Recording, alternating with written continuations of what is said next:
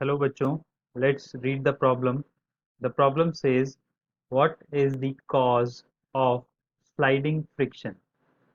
Basically आपको sliding friction का reason यहाँ पे बताना है कि स्लाइडिंग फ्रिक्शन किस वजह से जनरेट होता है। तो देखिए, स्लाइडिंग फ्रिक्शन बेसिकली आता है because of irregularities in the surface. कैसे? पहले बात करते हैं स्लाइडिंग फ्रिक्शन होता क्या है।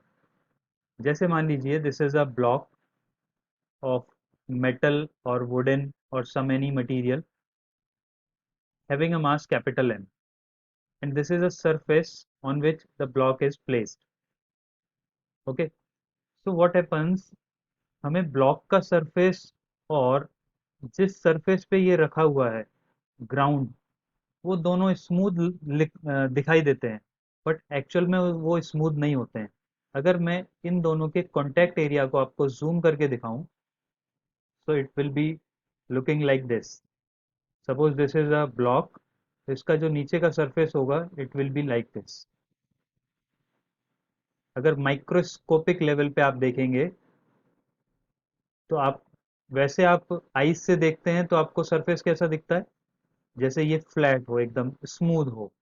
बट माइक्रोस्कोप से देखेंगे तो आप इसमें बहुत छोटी छोटी इरेगुलरिटीज होंगी माइक्रो लेवल पे। सेम इरेगुलरिटीज जो आपका टेबल का सरफेस है या कोई भी सरफेस है जहाँ पे आपने इस ब्लॉक को रखा है, उसमें भी ऐसी ही इरेगुलरिटीज होंगी। मैं दूसरे कलर से यहाँ पे बना देता हूँ। इस तरीके से उसमें भी इरेगुलरिटीज होंगी। वो भी हमें कैसा लगता है, स्मूथ दिखता है, बट एक्चुअल में उसमें भी इरेगुलरिटीज होती हैं। अब होगा क्या, जब आप इस ब्लॉक पर फोर्स लगाएंगे, सपोज आपने इस डायरेक्शन में फोर्स लगाया एफ, तो ये ब्लॉक और इसके बीच में एक फ्रिक्शन क्रिएट होगा, that will be small F.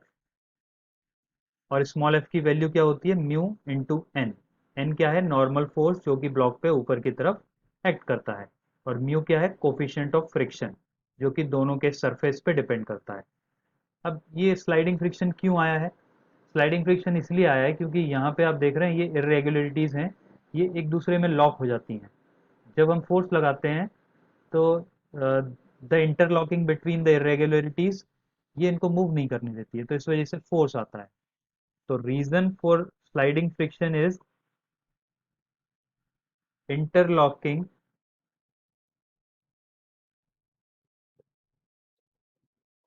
between the surfaces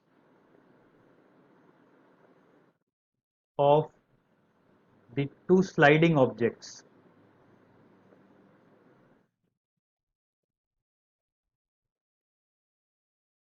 having irregularities at microscopic level.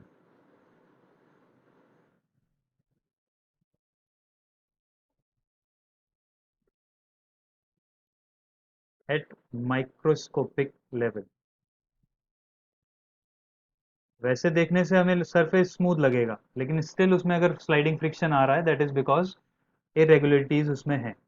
अब जब हम लुब्रिकेशन कर देते हैं, यहाँ पे कोई लुब्रिकेंट डाल देंगे, तो क्या होगा, ये जो इरेगुलरिटीज की हाइट है वो थोड़ी कम हो जाती है, यानी कि एक दूसरे में इंटरलॉकिंग थोड़ी कम हो जाती है, इनके बीच में लुब्रिकेंट फिलअप हो जाता है, तो दोनों की सरफेस स्मूथ हो जाती है एक दूसरे के लिए। दैट इज वाई कि लुब्रिकेशन लगाने से स्लाइडिंग फ्रिक्शन की वैल्यू कम हो जाती है।